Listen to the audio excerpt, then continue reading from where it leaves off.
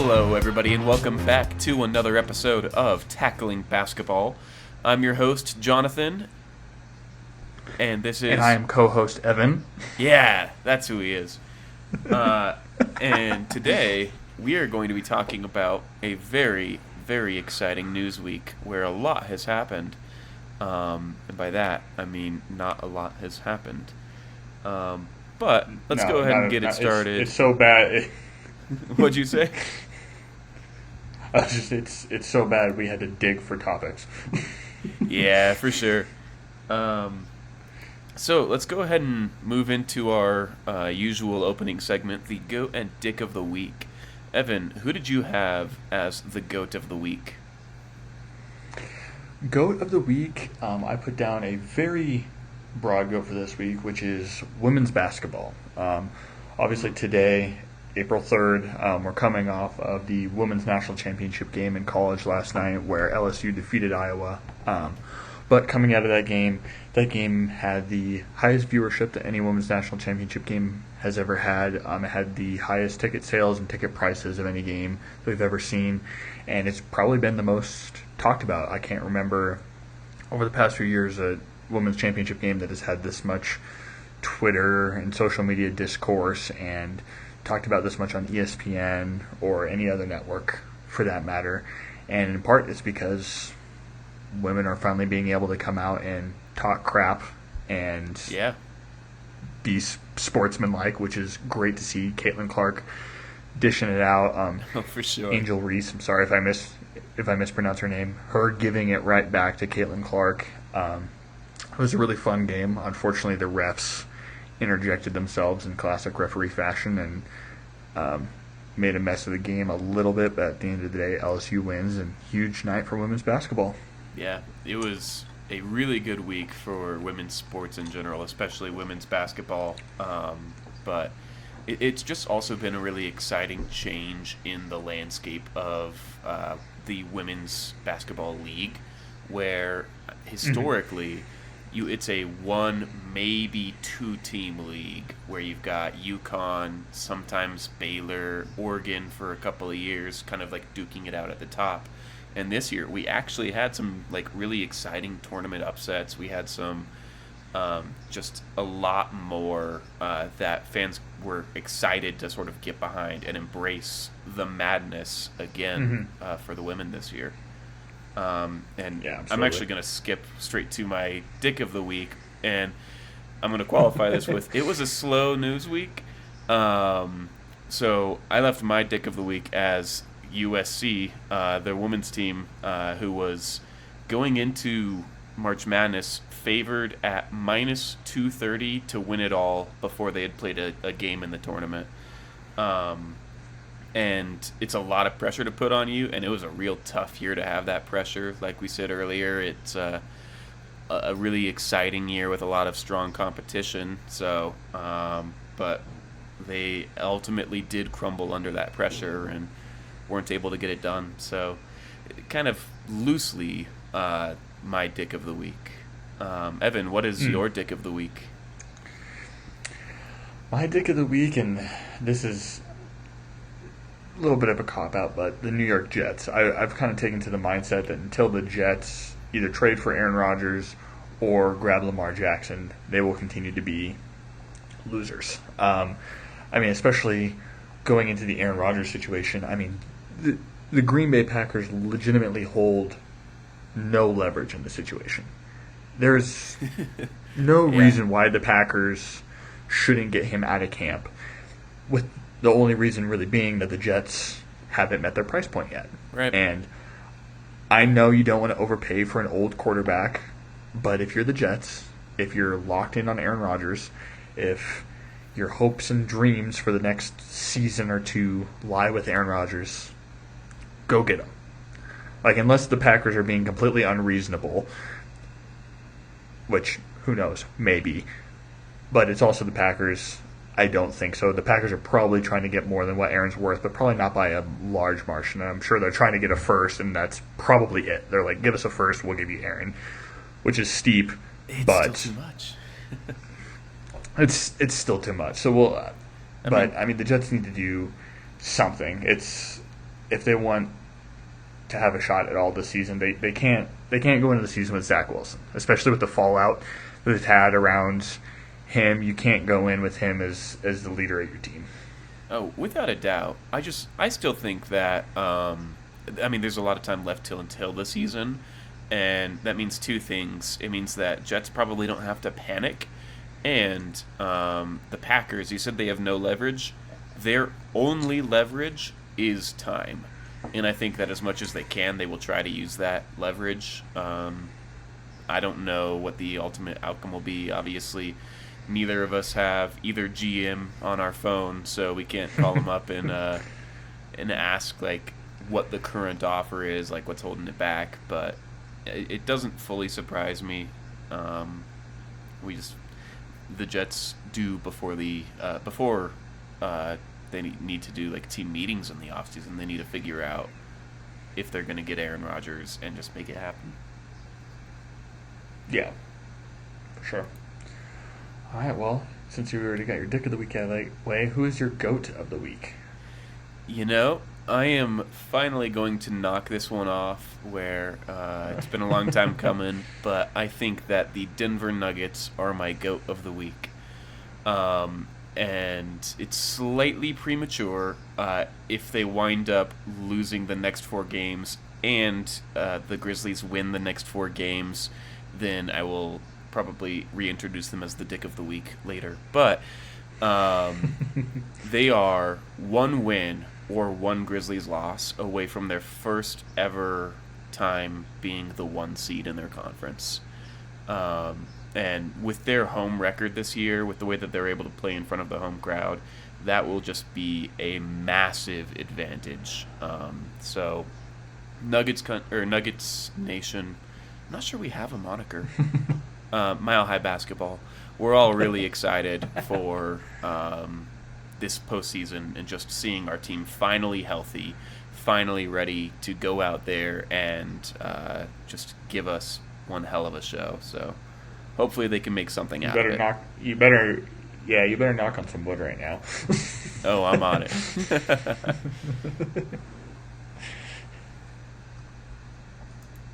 All right, so let's move right along to the only real news of the week, which is the NCAA basketball championship games. One of them resolved yesterday, and one of them is coming up pretty much right now as we're chatting, actually. Yeah. So we are going to speed through the rest of this so that we can watch it.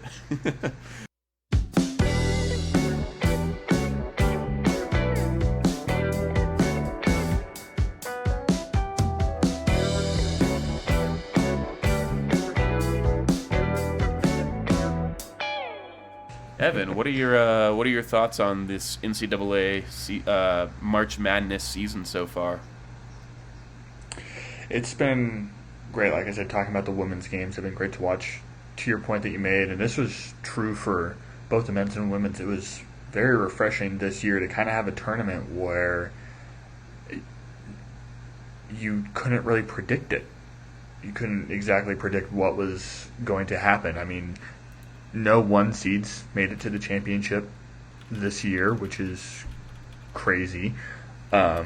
Especially in the men's bracket, all the 1 seeds, all the 2 seeds, all the 3 seeds got knocked out very early on.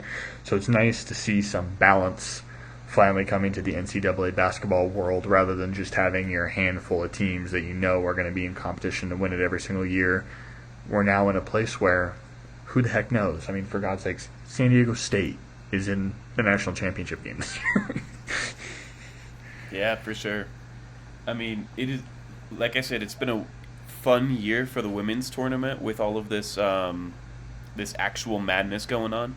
It's also been just a crazy year for the men's tournament, like you said. The Final Four, like if you sum up the seeding of the Final Four teams, this is the highest it's been since, 2006. 2011. The sum of the Final Four seeds was 26. This year it's 23. Like you said, no 1 seeds, no 2 seeds, no 3 seeds. Just one hectic year, and it's shaping up to honestly a really exciting championship game. I'm hoping that the San Diego State streak of really close games holds out over the Connecticut streak of really big blowouts, but we'll see. Yeah, well, since I have money on UConn, I'm hoping for a blowout. Come on, a close win. You can root for the win, but make it close. All right, fair enough.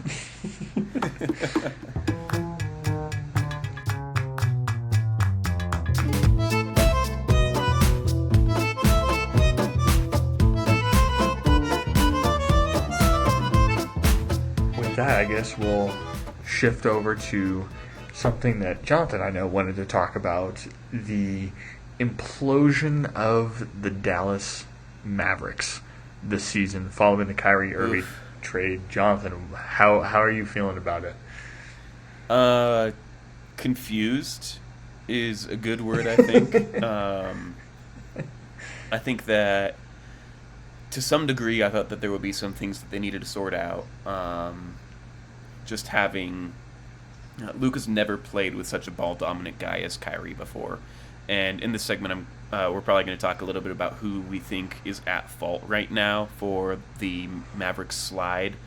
If you're asking purely how I feel about it as a basketball fan, it's fun to see big slides and rises in the NBA standings. It terrifies me a little bit that our first-round matchup as Nuggets fans might be against a Mavericks team who is just starting to catch their stride. They haven't found it yet, but I am I'm kind of rooting against them almost at this point, so that they stay at the 11th seed and can't really contest us. But and rumor has it, from reporting today, it looks like the Mavericks are considering shutting down Luka and Kyrie for the rest of the season, which would essentially just be them saying we're not making playoffs this year. I mean, they don't have control right now. They are one game out of the playoffs with a team. I actually don't know who has the tiebreaker between them and the Jazz. But I know that they have it over the Thunder. So they're one game back of the Thunder. They'll win the tiebreaker. And they're half a game up on the Jazz in a tight race with two teams that are honestly good enough to push them.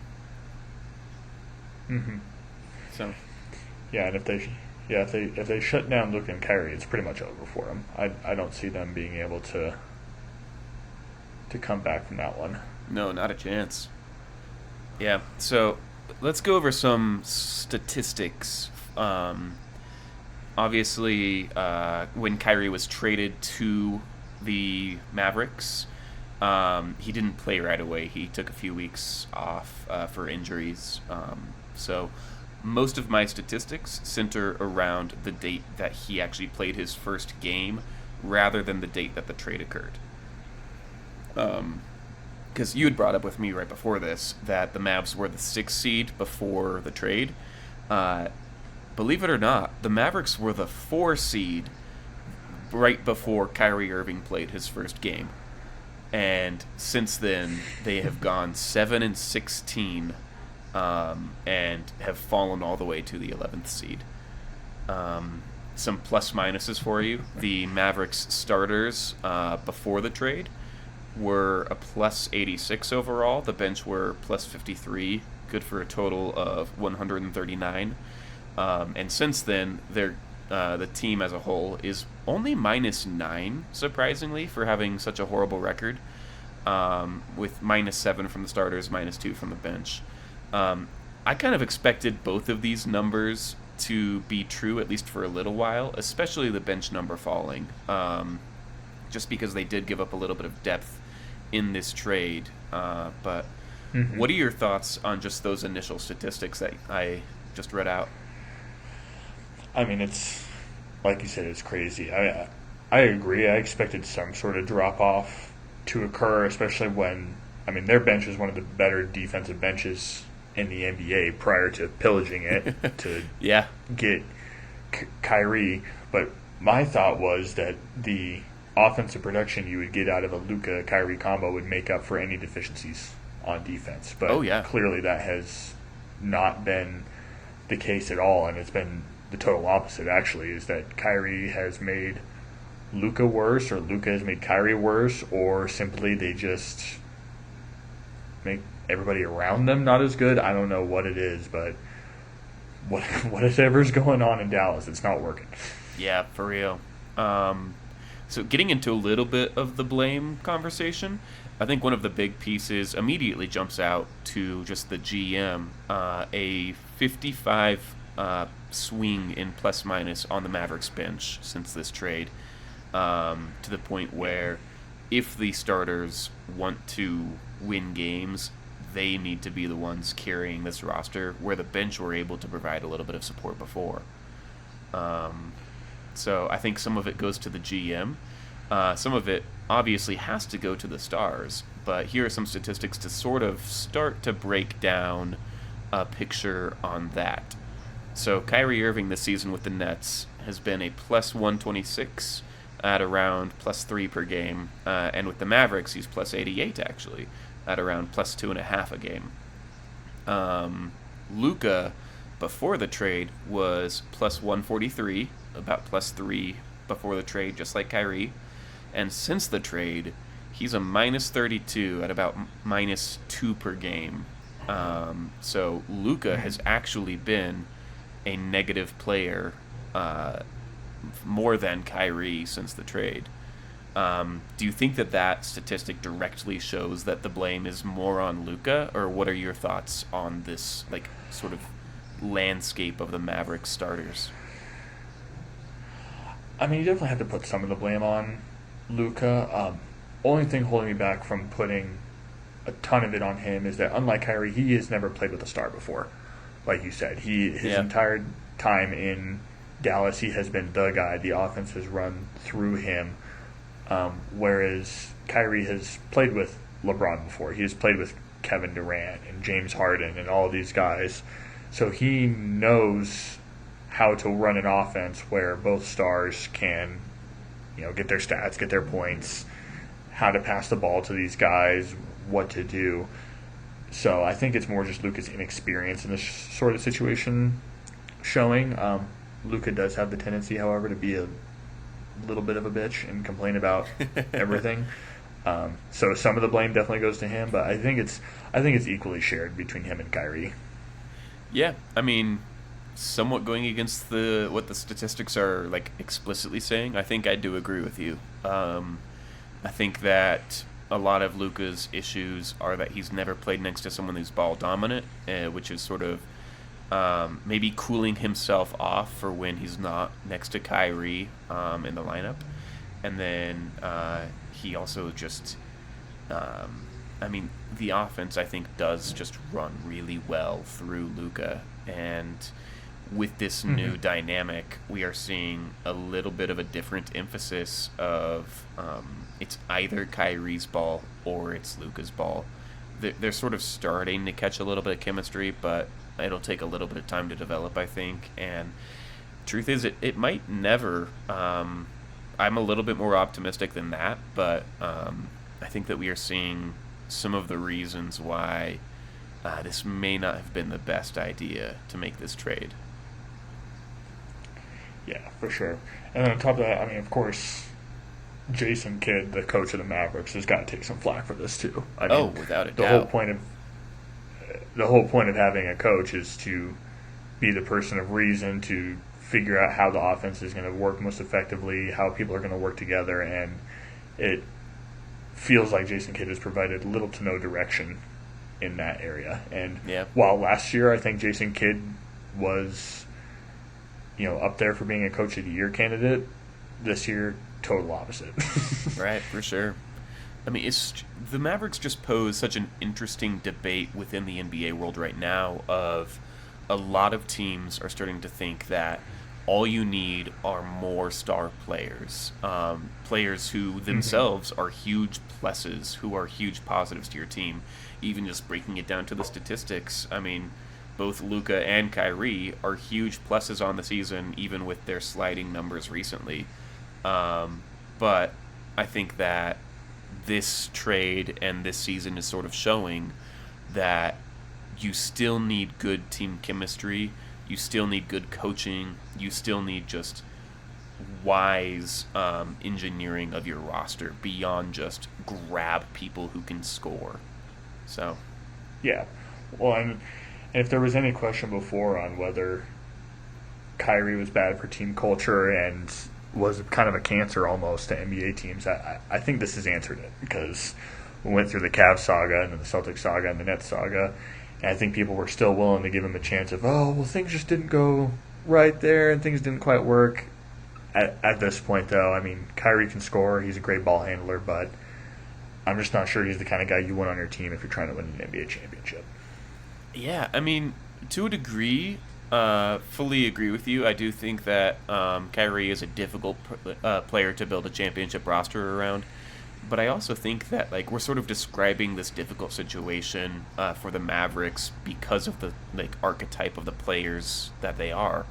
I think Kyrie's had a lot of that issue almost everywhere he's gone.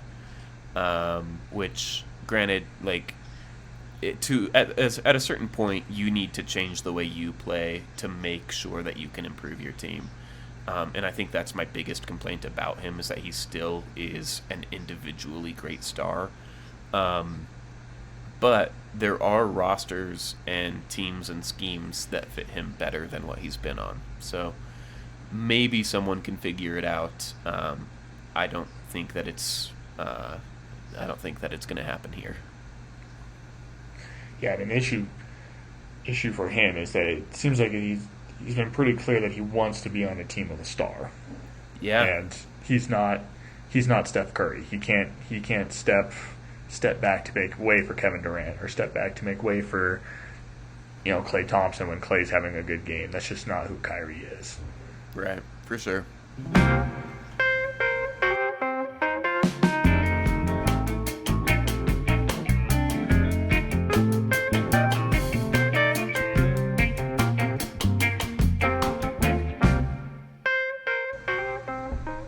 All right. Let's move on to an early look at the NFL playoffs for next year. We've both gone through and pre-draft set up some rankings in how we think that the playoffs will shake out, or at least which team will win their division, and then who the wild cards will be. So let's go ahead and jump into it with starting with the NFC East. We were pretty unanimous here. The Eagles are still the team to beat in that division. Evan, is there really anyone who like poses a threat to them right now? No, not really. I mean, the Cowboys are going to cowboy. They'll probably be a slightly over 500 team, or maybe win 10 games, but that's not going to be enough to keep up with the Eagles. I think the Giants are going to regress. And then the Commanders are the Commanders. So, Yeah. So, yeah, I think it's the Eagles' division to lose. Yeah, fully agree with you there. All right, the NFC North now. Here is our first and maybe one of our bigger disagreements that we'll have. You have somebody winning this division that I have missing playoffs altogether, and I have somebody winning this division that you have missing playoffs altogether. Evan, who have you got for the NFC North? I have the Lions, and as much as it pains me to not throw the Packers in here, I am a realistic fan.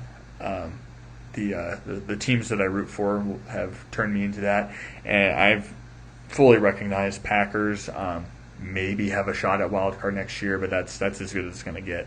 The Lions, however, young team, coming off a pretty good year for the Lions this past season. Head coach has been looking good, and I think the Lions are going to step it up a notch. And I see them taking that division. I know you have the Vikings up there. I see the Vikings regressing, kind of when we went through our way too early power rankings a few weeks back. I just don't see the Vikings being able to recreate that. Kirk Cousins, as much as I like him as a human being, he's a bit of a fraudulent quarterback. So... Yeah, I mean, I do have the Vikings, as you said, and I think my big thing for them is, yeah, they are not going to recreate a 13-win season this year. I don't think that there's any chance of that. But I don't think they will have to. Honestly, I think it's going to be a pretty weak division this year. Packers mostly hopeless to pick up a rookie quarterback, and Jordan Love is not the guy to carry you anywhere. And I don't think that. I think the offense around him is degrading significantly as well. I think that the Lions are, like you said, really young, really new. They got a couple of fortunate wins in my mind last year that I don't think that they'll necessarily be able to repeat either. I think that they will be good, not great. Probably a 7 or 8 win team. I think that the who's the last team in that division? The Bears. Oh yeah, the Bears. I think that the Bears are the biggest threat in my mind to the Vikings, with Justin Fields sort of coming into his own, with them continuing to pick up decent weapons around him. I think that the Bears are my team to watch in the division, but the Vikings will only have to win probably 10 games, maybe 9, in order to seal the division in my mind. And with just the massive amount of consistency on their roster, not losing many free agents, I think that should be a really easy number for them to get to. I guess that's something we'll have to come back to at the end of the NFL season and see who was right or who was wrong, or if maybe we were both wrong. Yeah, maybe. All right, moving right along to the NFC South. This division sucks. I honestly didn't want to pick anyone to win it. You're calling the NFC North weak, and meanwhile the NFC South exists. Yeah. I mean, I don't think that the NFC North. I think the NFC North is underwhelming. I think the NFC South is weak. I have the Falcons coming out of it. They just have enough veteran talent to be able to hold up down the stretch, but honestly, it's anyone's game. I honestly wouldn't even be surprised if the 101 is enough to make a difference in this division and the Panthers sneak up there. But my barely convincing pick is the Falcons. Who have you got, Evan? I got the Saints. After acquiring Derek Carr, I know you have a personal vendetta against him, but he is good enough to lead this team, especially a team, again, in a weak division where, I mean, shit, we don't even know who his biggest quarterback competition is, because we don't know who the Panthers quarterback is, we don't know who the Falcons quarterback is, and we don't know who the Falcons, Panthers, Buccaneers quarterback is. Yeah. So, I mean, I think the Saints will take it. They still have Alvin Kamara. They still got some decent receivers on there. I think they'll be able to win that division. Again, I think it'll be similar to last year, where it's quite possible that they go below 500 and win the division like the Bucs did last year. But yeah, for sure. I mean, I think the Saints may be the most safe pick here. Again, I just kind of went for a little bit more. I don't know. I didn't like this division. But yeah, it's not. One of the more exciting divisions in football now, the NFC West. Evan, who you got there? I got the 49ers. And I know the 49ers quarterback situation is a mess. But as we have seen from the 49ers over the past several seasons, it pretty much appears that it really doesn't matter who the heck is playing quarterback for that team. They're going to win football games. And so I think if they can just make it through to the point of the season where one of those guys, whether it be Purdy or Trey Lance, gets healthy and can take over the helm, I think they'll be just fine. A lot of talent on that team. Christian McCaffrey in the backfield. Deebo Samuel will be back. George Kittle. It's a pretty stacked offense, and that defense is very good too. And Shanahan is a great coach. So yeah, I think it's the 49ers division. Yeah, all good reasons. Really strong on both sides of the ball, except quarterback is a huge question. And for that question, I have the Rams taking this division, which many people probably consider to be a bold take right now, given how poor their last season was. But I will point out that they were behind the Broncos. the single most injured team in the league when it comes to like salary cap placed on IR. Um, and they are a team who is just really complete on both sides of the ball when they are healthy, and with a full season really spent with most of their intent just being get healthy again. They should be able to storm back with a vengeance, I think, and take it from the quarterbackless 49ers, who I still have making it as a wild card. So let's go ahead and slip into the wild card discussions. My Yeah. three picks for the NFC are the 49ers, the Cowboys, and the Commanders, which is probably my only bold take on that list. Um, yeah, I just think that they are a strong, strengthening defense with a well-rounded offense and coaching staff that might start to answer some questions at quarterback. Kind of a long shot pick here, but I would love to see it happen, and I think they have a decent chance at it. Fair enough. Meanwhile, I also have the Cowboys because it's the Cowboys and they're stuck in the purgatory that is making the wild card every single year. I have the Seahawks, and then I did throw the Packers in there. I said I was a realistic fan, but I also have some hope. I think the Packers, I know you said their offense is declining. They have a lot of young talent there. Christian Watson, Romeo Dobbs. They still have Aaron Jones. I think Jordan Love can at least be decent, and Matt LaFleur is a fantastic coach. Just because he couldn't get Aaron Rodgers to listen to him, I don't think that's a knock against him as a coach. Yeah. And then the Seahawks, they play. I mean, they blew everybody away this last season. And Pete Carroll, great coach. He shouldn't have run the ball on the 1 yard line, but great coach. He's made Geno Smith look good. It is one of, a top tier wide receiver duo in the NFL, even with Tyler Lockett aging a little bit. Yeah. So I think the Seahawks will be able to get it. Unlike you, I think the Rams are dead. I don't see it happening, and then obviously the Cardinals are dead too. So I think the Seahawks and the 49ers will be competing for that West. Yeah, for sure. All right. Let's move on to the AFC then, starting with the AFC East. This one feels fairly obvious to me, and I see you put the same team. So who we got, Evan? We got the Bills because it's the Bills. I'm sure Jonathan also believes the Dolphins are probably the biggest competition here, but even then, I just don't have much faith in Tua Tagovailoa, and I just don't see it happening. I also have a lot of faith in Josh Allen and that Bills team. So, Yeah, I agree that the Dolphins are the biggest competition, but not to spoil too much, I don't have any other team in this division making the playoffs. It's just, it's going to be an uphill battle for any of them, and I think that the Bills will easily come out ahead, and the rest will fall far behind. All right, the AFC North now. I had a little bit of problems picking this one. There were two teams that I was waffling between, and you picked. We each picked one of those two teams. So why don't you go ahead and lead us off? Who is your pick for the AFC North? I have the Bengals. In my mind, it is, I think, quite possibly the easiest division pick here. Okay. Maybe AFC South, which we'll get to, might be there as well. But the Bengals' offense is insane. Their defense is great.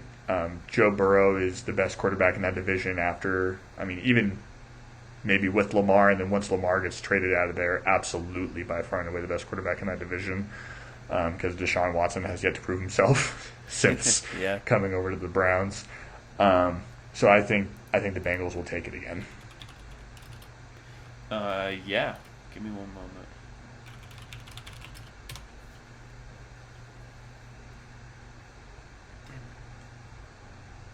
Oh, okay.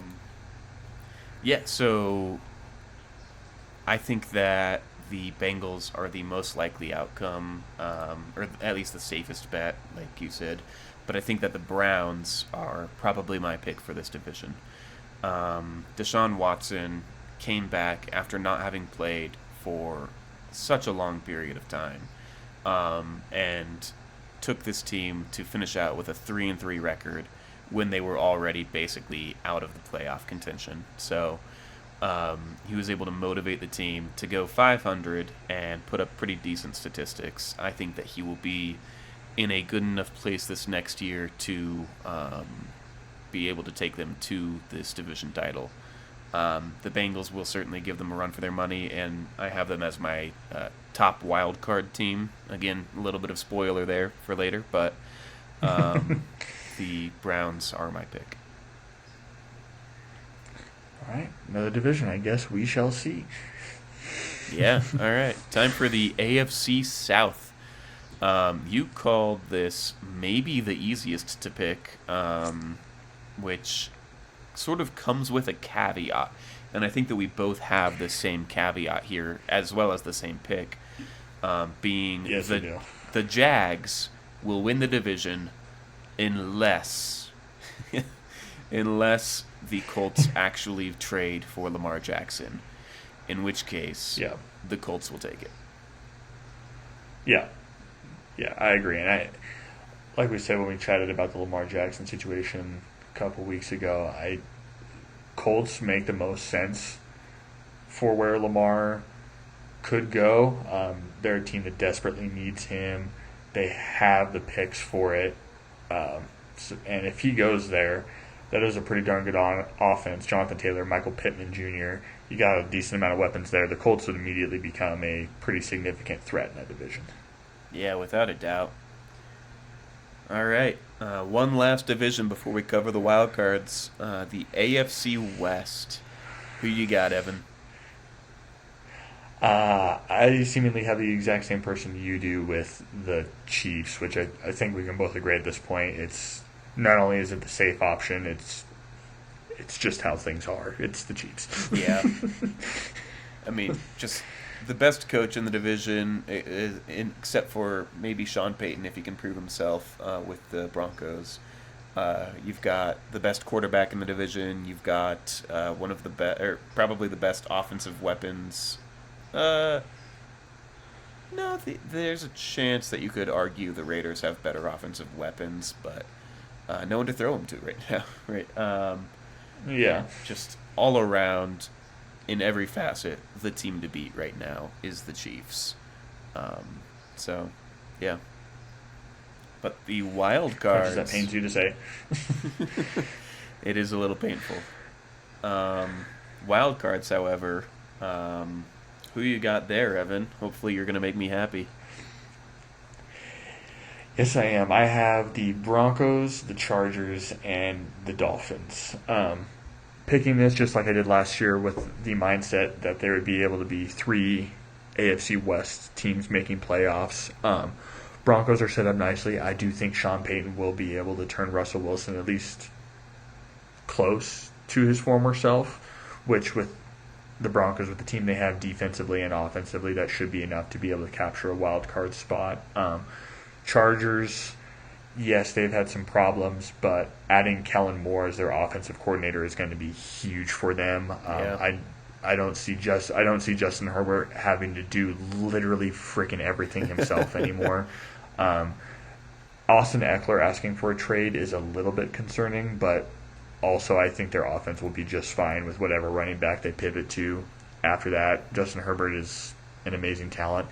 And then the Dolphins, I don't have a ton of faith in Tua, but you can't deny that they have some insane weapons. They are probably the team with the best wide receiver duo in Jalen Waddle and Tyreek Hill, which is just an insane combination.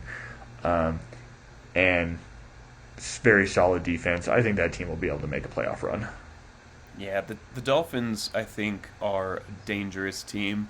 I did not include them in my wild cards, but I think they could definitely easily slip up there.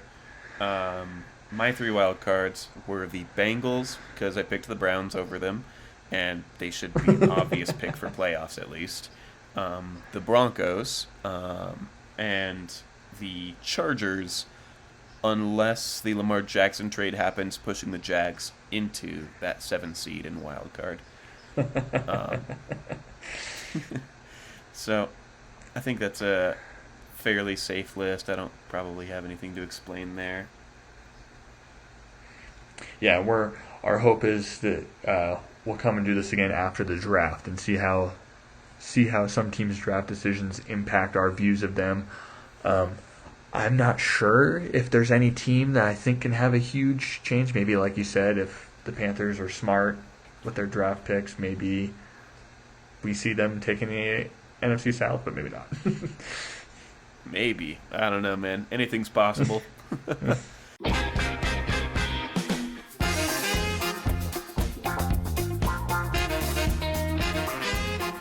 All right, one final segment before we turn on the NCAA championship game. Let's make it quick. 100 units and 10,000 to 1. Evan, get us started on this betting segment. What is your 100 units bet?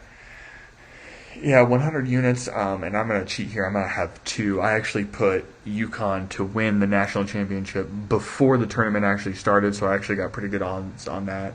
Bet half a unit at plus 2,000, so here's to hoping that hits tonight. And then I also did the same game parlay of UConn money line, UConn to win by 11 plus, UConn to win in the first half, and UConn to have obviously win the game outright, and then UConn to score over 69.5 points.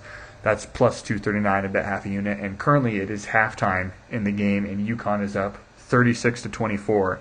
So I'm looking good for every single part of that parlay. Yeah, I feel like it's almost cheating to include a bet that you made earlier in the season that is now looking better. So we might talk about that, but no, we don't. It's an impressive bet for that sure. But my 100 units bet this week, I'm going all NBA for both of mine. Just OKC Thunder over the Golden State Warriors tomorrow night. That's plus 270 odds, and I think that the OKC Thunder are a very motivated team to win this game, being just one game up from elimination, as well as a team that is pretty well-rounded and coached this year, just able to take it to give most teams a difficult time. I don't necessarily think that they should be the favorite by any means in this game. I wouldn't bet them if it was even money. But at plus 270, I will happily take this motivated roster to try and upset Steph Curry and the Golden State Warriors. Fair enough. I like it. All right. What's your 10,000 to 1, Evan?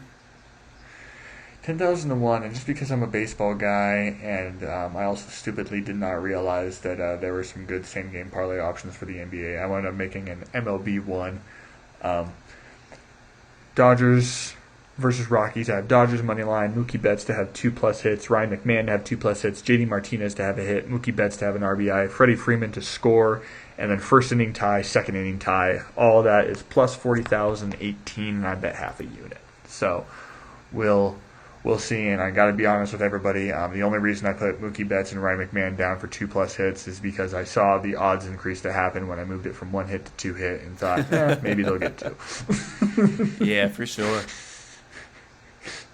I don't know much about baseball, so I can't endorse that or talk bad about it. But it will definitely happen. Bet the mortgage. All right. So for my 10,000 to 1, I am happy that since there are no NBA games today, the FanDuel app is actually offering same-game parlays for tomorrow's game. So there's a chance that we get this episode out to you guys in time for you to follow along on this bet. Of course, we haven't posted last week's episode yet. Oops. I'll work on that soon. But my 10,000 to 1 bet is the Bulls over the Hawks on Tuesday night. And then I sort of did a battle of the bigs. So Nikola Vucevic, he needs 15 or more points, 4 or more assists, and 2 or more three-pointers. And then Clint Capella needs 15 points as well and 14 rebounds. This is good for plus, I didn't write it down. I believe it was like plus 11,000. I'll look it up soon.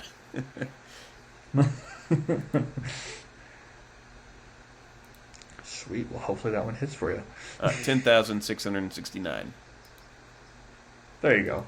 Really embracing that 10,001 moniker, you know. I wanted to stop picking things, but I wasn't at 10,000 yet. So I stopped as soon as I got there. All right. I think that's all we have for today. Evan, do you have any closing remark for us to send us off? The Brooklyn Nets are winning the NBA Finals.